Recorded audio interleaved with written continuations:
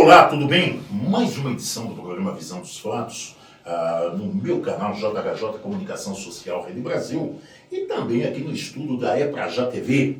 E quero cumprimentar já os nossos ouvintes, os nossos seguidores, aqueles que estão na rede social, tá, assistindo, e vai transmitir também para outras pessoas que estão aí na região metropolitana de Campinas, que são as 21 cidades, com mais de 5 milhões de habitantes. E também os outros estados que estamos assistindo também, porque a internet não tem fronteira. E hoje estou trazendo aqui para o meu programa, tá, para a Visão dos Fatos, o ex-prefeito por 2 mandatos na cidade de Nova Odessa e também que foi vereador também na cidade de Nova Odessa e querido também aí pelos munícipes da cidade de Nova Odessa, o meu amigo Benjamin Bill.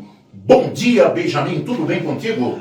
Bom, primeiro agradecer a Deus, né? Dizer que Deus tem sido maravilhoso com a gente e desejar um bom dia. Né? Bom dia a todos que estão nos acompanhando. Também dar um bom dia a um amigo meu da faculdade, o Cacá, que nós estudamos juntos, né? Estudaram junto também?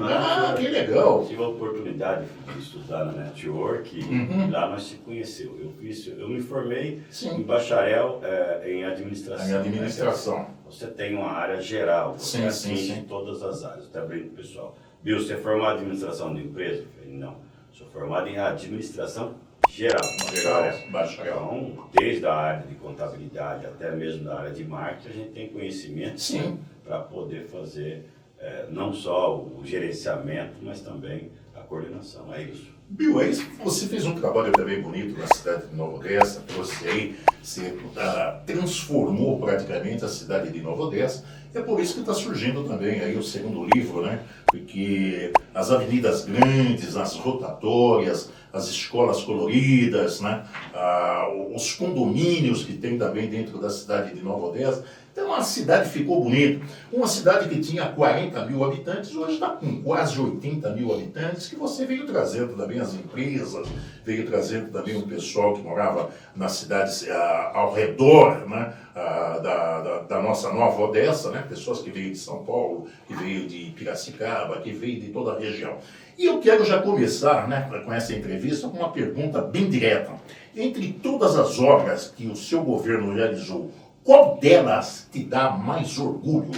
Mais orgulho, sem dúvida nenhuma, que é casa. Né? Eu sempre falo que desde a infância meu pai falava que casa que é casa. Sim. E o trabalhador, ele pode trabalhar em qualquer gestão, quer dizer, qualquer departamento de trabalho. Sim. O mais importante para ele terminou o final do dia, ele poder voltar para a casa dele e ele ter tranquilidade. Sim. A casa hoje é o mais importante para um ser humano. Então, o projeto que mais me orgulhou foi 1.200 unidades habitacionais que nós fizemos aí no nosso governo. Entregamos no primeiro 4 anos do nosso governo. Nós entregamos 1.200 unidades. 1.200 unidades.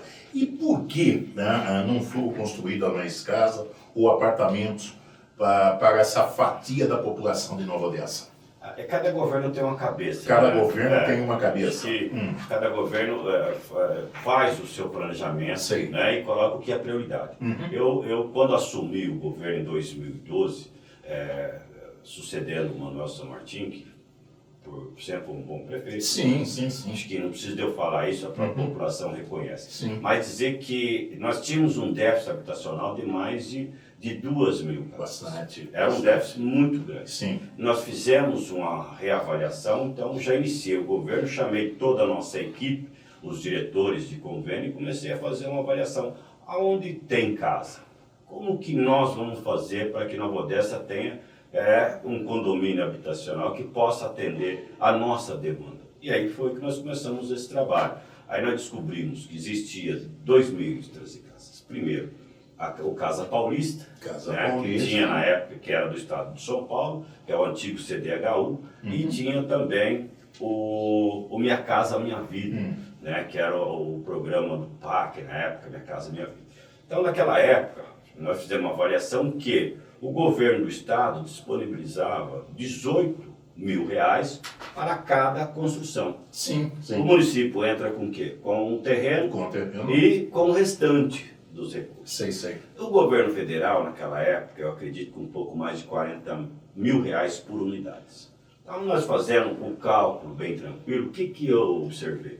Se eu tiver o Casa Paulista e se eu tiver com o governo federal, que é a Casa Minha Vida, eu tenho 58 mil. Peraí, 58 mil, eu consigo fazer uma casa. Sim. Uma casa que dá para atender a nossa necessidade, a necessidade do trabalhador. Sim. Só que nós fomos além. Foi o primeiro município do estado de São Paulo, é bom o pessoal saber, que conseguiu juntar o Casa Paulista com Minha Casa e Minha Vida. Isso aconteceu em Nova Odessa. É bom que as pessoas tenham conhecimento disso. O que nós fizemos? Então, como eu fui falar na época com o governador, que era o Geraldo Alckmin, né, que estava na gestão, e no governo federal estava a Dilma. Então, eram dois governos que não se falavam. Sim. Eu tive a oportunidade de falar, governador, eu tenho interesse em levar o Casa Paulista para Nova Odessa. Eu posso fazer uma parceria com a Minha Casa e Minha Vida? O Geraldo Alckmin falou, Bill, pode sim. Aquilo para mim, ele falou assim, olha, se depender do Estado, tá tudo tranquilo. Beleza. Eu vou até Brasília, naquela época, o secretário que cuidava dessa área da Minha Casa e Minha Vida, eu não me lembro, se era o José Claudemar, não me lembro bem o nome dele, mas deixando de relembrar o nome, lembro que eu tive uma reunião com ele e levei a ele projeto. Eu levei a ele a proposta do Estado de São Paulo. E ele pegou e falou assim, então você faz um projeto, monta o projeto, e no seu projeto você coloca que vai vir uma parte da Casa Paulista e a outra parte vai vir do Minha Casa Minha Vida. E aí você tem que ter um documento com a assinatura do secretário de Habitação do Estado de São Paulo. E aqui a gente vai pegar também do secretário. Juntamos tudo isso, foram muito corrido, viu? Ia para Brasília, até brinquei com o Joacir, né? Chegava em Brasília, era meia hora de almoço, meia hora de janta, cedo já estava lá esperando o pessoal abrir os gabinetes, e graças a Deus nós conseguimos fechar. Quando nós fechamos, se você imaginar, nós conseguimos 720 unidades habitacionais. 720 unidades habitacionais. Isso, lá no IP amarelo, IP roxo e o IP branco.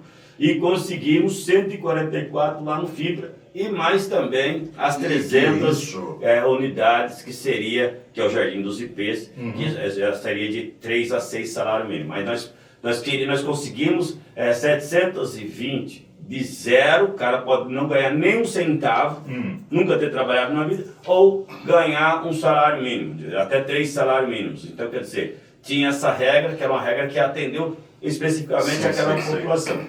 E a 144 lá em cima também. O que nós fizemos? Nós avaliamos e fizemos, então, um projeto para poder atender a mãe solteira. Porque a gente vem de família muito simples. E minha irmã, durante muito tempo, ela morou dentro da nossa casa, né? Ela foi casada e depois não deu certo e ela ficou morando lá com a gente. Então eu sei o quanto é difícil por uma mãe criar seu filho dentro da casa dos pais. É sofrível, viu? Parece que não, mas é. E aí eu entendi que naquele momento a gente precisava atender essa demanda. Só que lá nos documentos, a mãe solteira não constituía a família. Então ela não podia participar. No documento não podia participar. Não, só pode participar, ou tem nome de pai, marido e tudo mais, né? E aí eu peguei e a gente fizemos um novo documento, né? Onde nós criamos assim, mãe solteira e pai solteiro têm direito a participar do sorteio. Bacana. Pessoas com deficiência e pessoas com idades superiores, eles tinham um privilégio de ficar com a parte de baixo. Então todos aqueles, os nossos apartamentos, se o senhor visitar, o senhor vai ver que todos eles, a parte de baixo... Você, não o senhor. Desculpa. Rosman, se você é meu tiver... amigo. Obrigado. Então, se você tiver a oportunidade de ir lá no residencial, Conheço lá do IP amarelo, Conheço IP branco e o IP roxo, você vai ver que a parte de baixo, toda ela foi especificamente para aquelas pessoas que tinham uma certa... Primeiro, atender aqueles que tinham uma certa deficiência. Ou era um casal já de idosos, ou a pessoa que tinha alguma deficiência. Né? E aí nós conseguimos também implantar na nossa região, isso o pessoal não sabe, mas o primeiro projeto universal. O que é o projeto universal? O banheiro, ele é maior, então dá para você tomar banho de cadeira, você dá para você usar. Isso você pode ir lá, que você vai ver que todos eles passam de 42 metros quadrados, tem até que vai até de 50 metros, se a pessoa for lá. Porém, esse banheiro, por quê? Eu entendo assim, eu fui motoqueiro há muito tempo. Sim. Né? Sim. E às vezes você pode cair da moto e quebrar uma perna. O que vai acontecer? Você precisa tomar banho, você precisa de uma cadeira de roda durante um tempo, durante 6, 8 meses. Como é que você está lá no terceiro andar? Como que você utiliza? Então, nosso governo foi um governo que se preocupou com a humanização da nossa cidade. Eu precisava desenvolver a cidade, mas ao mesmo tempo eu precisava dar condições para aquelas pessoas, porque eu fui muito taxado na época que ia acabar a água, que ali ia virar uma favela, que ia tudo isso. Então, eu não podia errar. Eu sabia o que era a necessidade. Eu não podia errar. Esperto. Cidadão bom é aquele que volta para casa dele. Sim. E eu sei que uma grande concentração de pessoas vai trazer muito problema. E aí eu comecei a fazer a avaliação. Quando eu consigo o recurso do Minha Casa e Minha Vida com a Casa Paulista, iniciamos a obra, nós também começamos a mapear a nossa região ali, a região do Alvorada, e começamos a fazer o que precisa. Uma escola técnica. O filho do trabalhador precisa se qualificar. Ele qualificando, ele pode conseguir emprego mais rápido. Então nós criamos lá. E não dá problema para o município. Você dá oportunidade. Está trabalhando, não dá problema. Rosman, foi criado hoje lá na ETEC, ela tem 1.200 vagas, né, para 1.200 alunos e mais de 18 cursos. E posso dizer uma coisa para você? Sim. Cada aluno que sai dali, ele sai com 2 diplomas, um do ensino médio e um ensino técnico. E pode ter certeza, 90% dos que saem de lá saem empregados. Então eu precisava do quê? De um ETEC.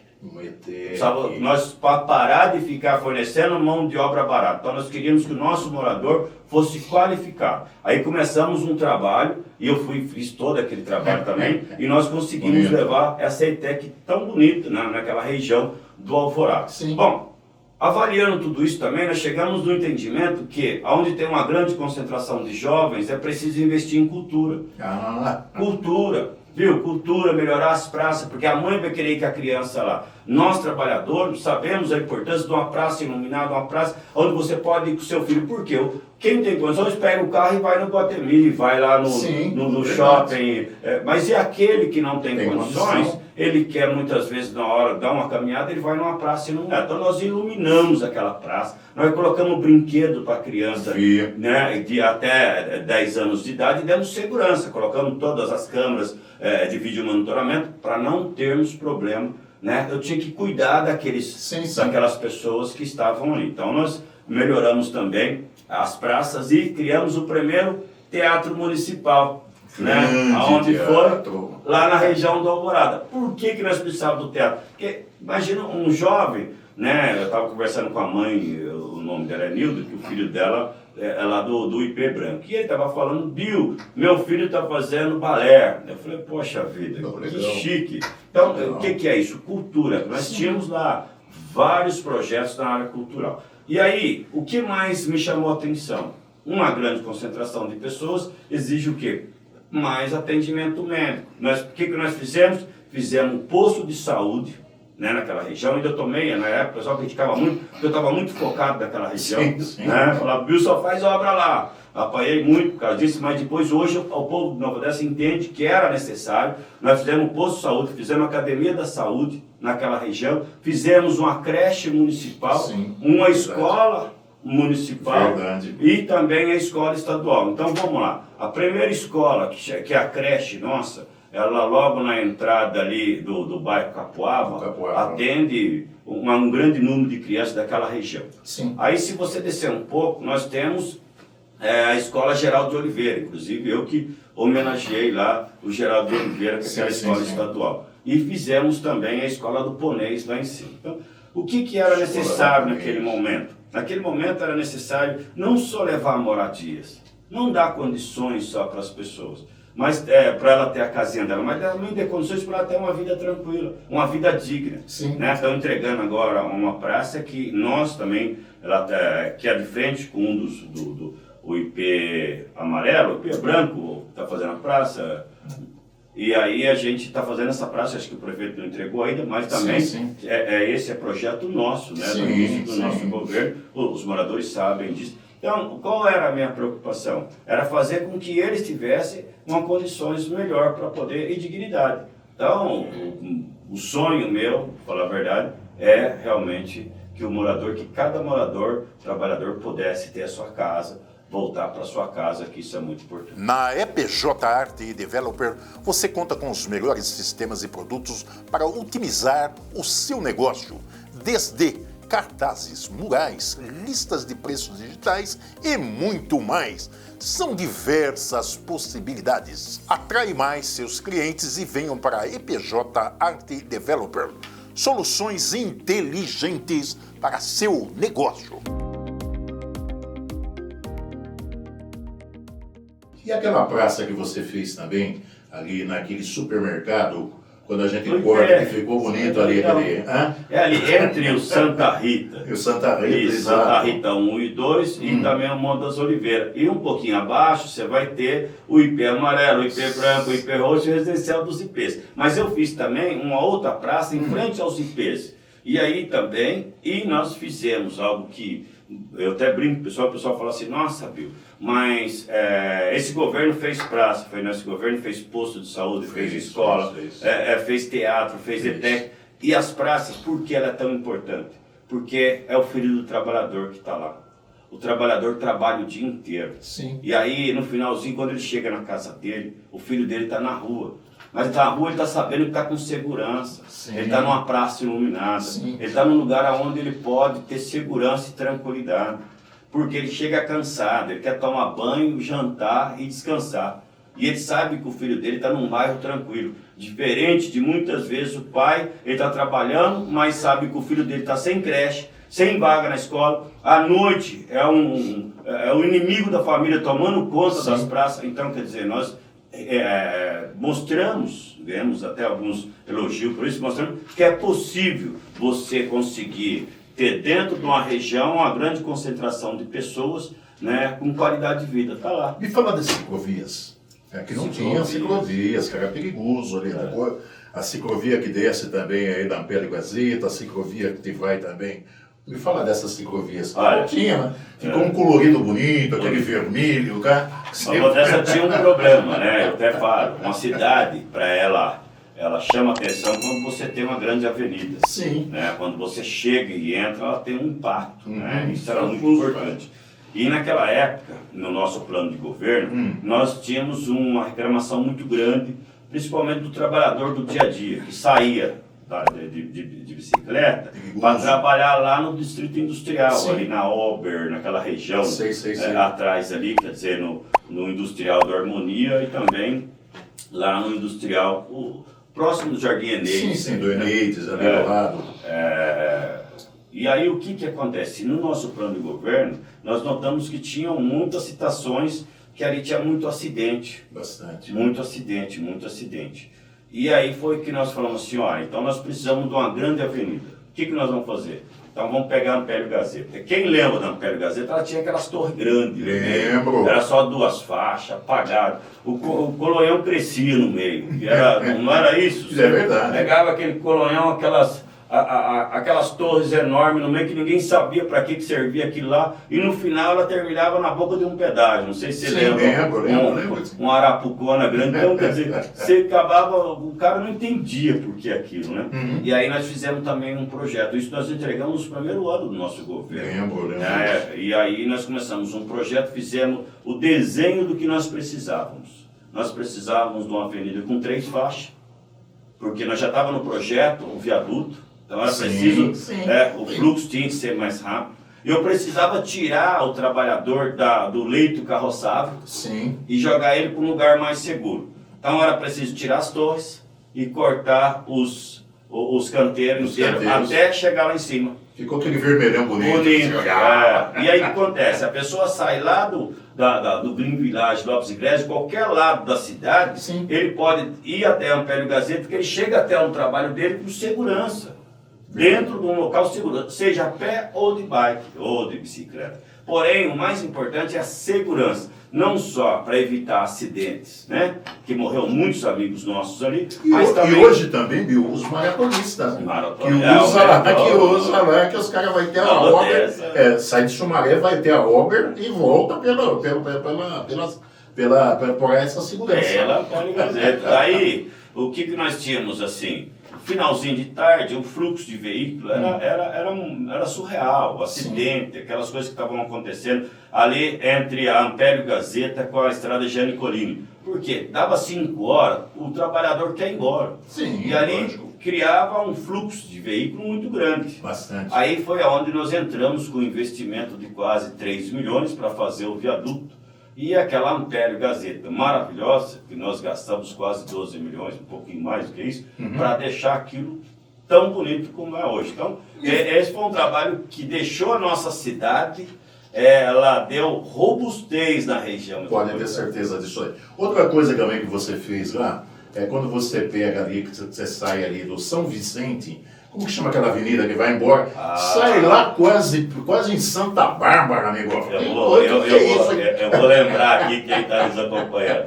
Ali a gente pode chamar ela de Rodolfo Kivitz, né? Rodolfo Kivitz. Eu coloquei a avenida, era rodovia, Rodolfo Kivitz, falei, nossa, aqui tem que ser rodovia, isso aqui é uma avenida. Pelo menos até entrar do Guarapari é uma avenida. Ficou bonito aquilo lá. Ali, quando criança, nós chamava de Estradão.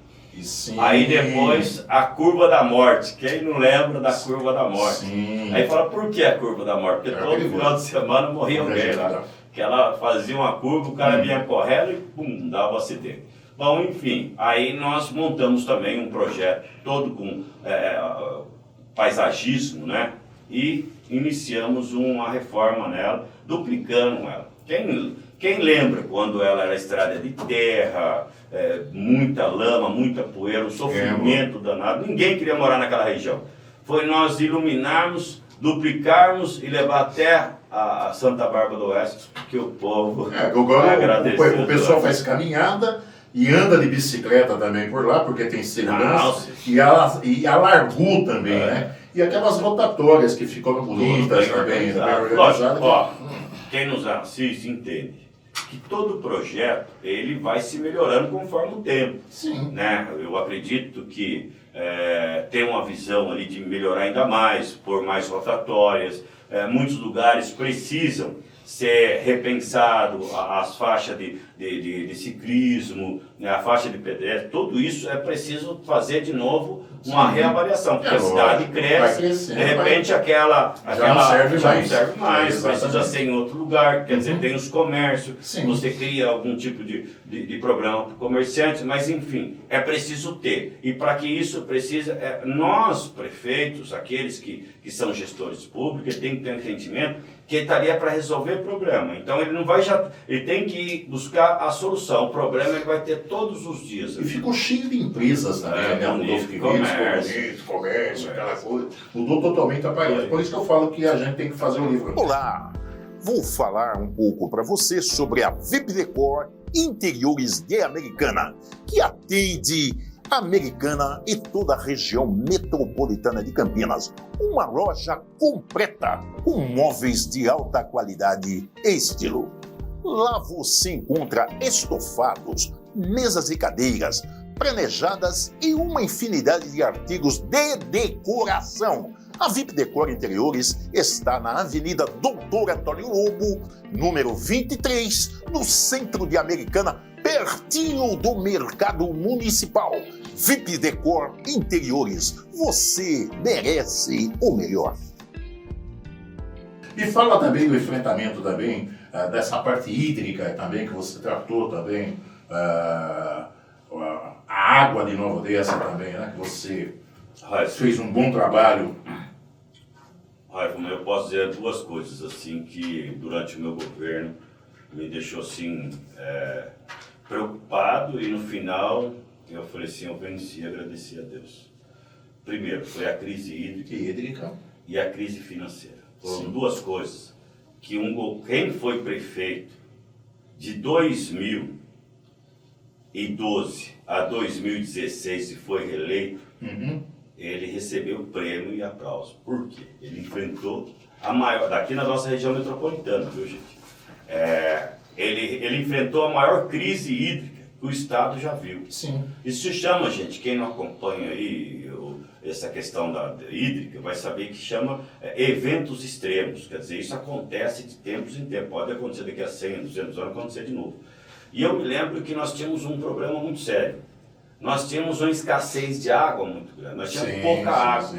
Só que, ao mesmo tempo, nós tínhamos as nossas nascentes, que há muito tempo não tinham uma manutenção. Então, Nova Odessa sempre foi uma cidade reconhecida pela boa qualidade de água. Sim. E eu tinha que manter essa boa qualidade, porque a água vem das nascentes. Nós somos as poucas cidades da região metropolitana que não dependem do rio Atibaia, que não depende de outros rios que cortam a nossa região, né, para poder abastecer. Nosso sistema de abastecimento é próprio, a instituição é a CODEM, ela mesma, das próprias nascentes, que a gente tira a água, a gente produz a água para chegar até a sua casa. Então, eu quero até dizer aí, quem nos acompanha, que Nova Odessa, ela produz água. Então, nós colocamos alguns temas. Qual era? Sentamos lá, vamos produzir água. Tá bom, vamos preservar água. Preservar e reservar água. E vamos ter uma segurança hídrica para os próximos 100 anos. E aí, o que nós começamos a fazer uma avaliação? Era preciso fazer quantos litros d'água nós mandamos para a casa de todo o nosso cidadão. Descobrimos que nós tratávamos 17 milhões de litros d'água. Um pouquinho mais de 17 milhões de litros d'água para distribuir para a cidade toda. Então, quer dizer, você tirava da represa e nós tínhamos a capacidade para distribuir 17 milhões de litros d'água. Podemos chegar até um pouco mais, né, que a CODEM tinha capacidade para isso. E aí, nós começamos a fazer... De onde nós tiramos essa água? Nós tiramos das represas. E as represas são abastecidas por onde? Pelas nascentes. Mapeamos 18 das nascentes. Inclusive uma lá do Leonardo, o engenheiro Leonardo, que fica ali atrás da KS Pistão, que abastece a represa do Lauíno. Então, uma das maiores nascentes que nós temos. Tinha lá.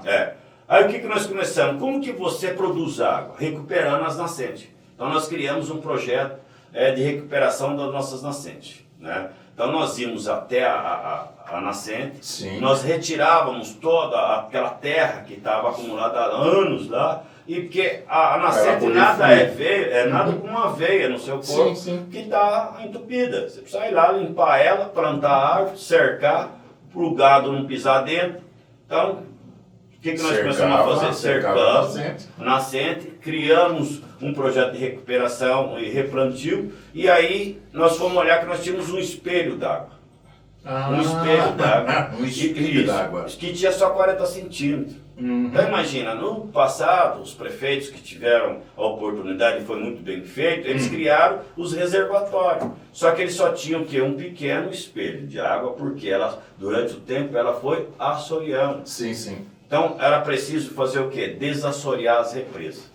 Então nós fizemos um sistema, né, para não deixar faltar água para a nossa população, e começamos a fazer o desassoreamento da primeira represa, né, do recanto 1, recanto 2, recanto 3, depois do recanto 4. Então nós tirávamos a água, inclusive na época muita gente usava-se daquele, fazia vídeo, falava que Nova Odessa ia acabar a água, que estava trazendo condomínio, que estava fazendo muito loteamento na cidade, ia acabar a água. Quer dizer, a mentira tem perna curta. Hoje dá para ver que é perna curta. Você passa lá na frente, você fez uma coisa que todo prefeito tem que avaliar. Produzimos água. Vai lá ver a seca que está, e a água está no mesmo... É a primeira vez durante a vida que o cidadão de Nova Odessa passa na frente da represa e não vê ela ela seca, Ela seca. mesmo na seca. Isso, primeiramente a gente dá graças a Deus, Graças né, a Deus. que deu aí e mostrou esse caminho para nós e aquelas pessoas que junto com nós fizemos essa gestão, que hoje é maravilhosa. Passa lá para você ver, que aí faz tempo que não chove, hein?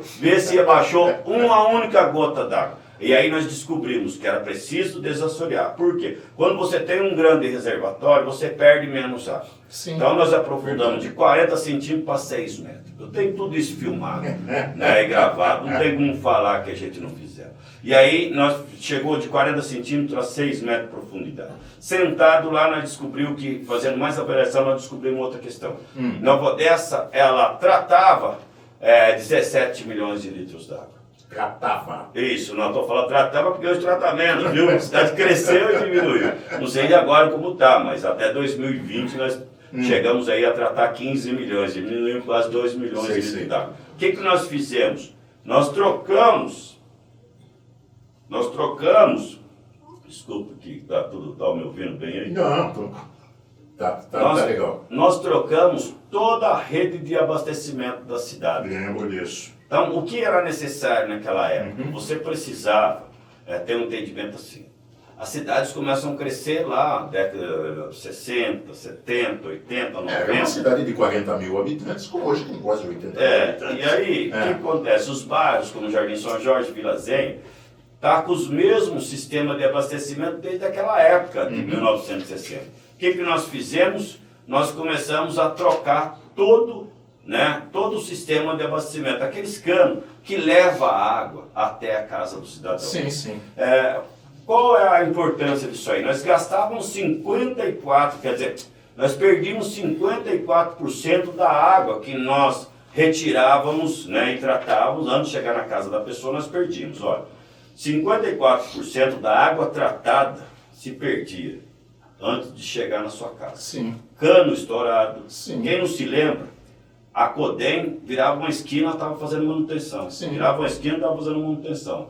No final do nosso governo, ela já não tinha esse tipo de manutenção, porque nós trocamos, foram mais de 40 quilômetros só de rede trocada. De rede. Isso. E aquele cano azul, quem está nos ouvindo aí, lembra, na frente do portão, sempre tinha um caninho azul Que pendurado. era pendurado, que era para Eu estou dando uma lembrança que às vezes a pessoa, porque como está debaixo da terra, uns falam que obra debaixo da terra ninguém vê, mas as pessoas hoje eles podem pelo menos sentir que naquela época ele chegava na casa dele, ele via um cano pendurado. Pendurado em cima, que era para fazer porque estava trocando o sistema, ele não podia ficar sem água. Então, nós conseguimos fazer todo o sistema por baixo da terra, o sistema Tatu, que é um sistema inovador. Foi a primeira cidade da região metropolitana, a primeira cidade a fazer a troca inteira da rede.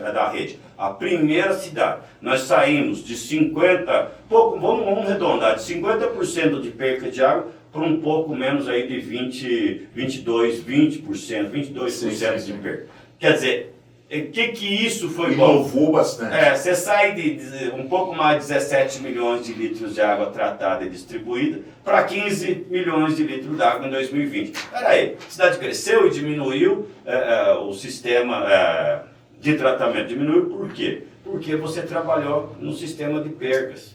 O que nós tínhamos de perda? Aí nós também criamos um sistema que foi muito bom, que era um vídeo monitoramento que monitorava toda a rede. Então, por exemplo, a região do Alvorada, ele gasta ali durante um dia em torno de 2 milhões de litros d'água.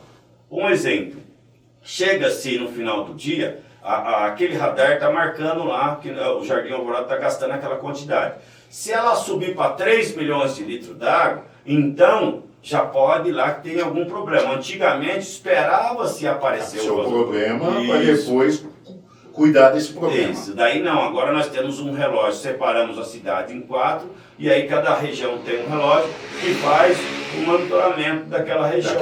Se aumentou demais, algum problema tem. Com isso nós fizemos o quê? Nova Odessa, autossustentável em água. Me fala um pouco também dos plantios de árvores também que vocês fizeram no Dia Mundial da Árvore, Você lembra quantas árvores foram plantadas, nos 8 anos do seu governo? Olha, na verdade... porque você está mexendo com água, automaticamente você tem que dar sustentabilidade com as árvores, que ela vai puxar. Eu trabalhava no PCJ, eu também, a gente fizemos um grande plantio regional. Nova Odessa foi plantado mais de 40 mil mudas de árvore. né? Eu falo isso com números porque nós tínhamos alguns empresários que doavam essas árvores, que eram os amigos das árvores, que reuniu alguns empresários. Eles não gostavam de aparecer, até achava bonito isso, porque eles falavam: viu, nós não queremos nem colocar o nosso nome, você só me dá quantas árvores o senhor precisa por mês. E eu ia pedindo e nós fomos criando o Bosque do Futuro, Bosque do Futuro, plantando, criando o Bosque do Futuro, e aí nós chegamos aí num total de mais de 40 mil mudas de árvore. Viu, nós temos 3 minutos para nós terminar esse bate-papo. Eu quero que você me fale um pouco como é a sua relação com os vereadores da cidade de Nova Odessa hoje. Olha, minha relação é muito boa. Fizemos, né, na gestão passada, elegemos 6 vereadores, né? Eu sei que durante o decorrer do tempo tem algum desgaste com algum deles, mas a maioria deles são muito bons. Nós elegemos 6 de 9. 6. E fizemos o presidente, que foi o Pelé Welps, em 2021, e hoje E agora o Wagner, Moraes, que já esteve aqui também. já esteve aqui. Você conhece a Itz Fornal? A Itz Fornal é uma empresa que foi criada para você que deseja importar produtos com qualidade e segurança, de forma rápida e sem burocracia.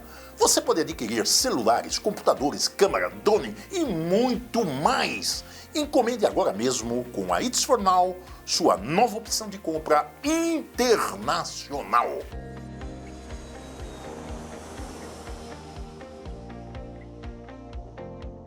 E fala também a respeito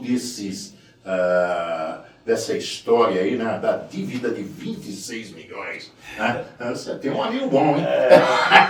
Olha, eu acho assim, eu sempre falo que existe aquele prefeito que ele trabalha para a próxima geração. Foi isso que eu acabei de falar para você hoje. Se você for lá no IP, lá, IP amarelo e IP roxo, você vai ver que é para a próxima geração. Se você for lá nas represas, você vai ver que o trabalho foi para a próxima geração. E no caso dessa tal dívida de 26 milhões, é o prefeito da próxima eleição.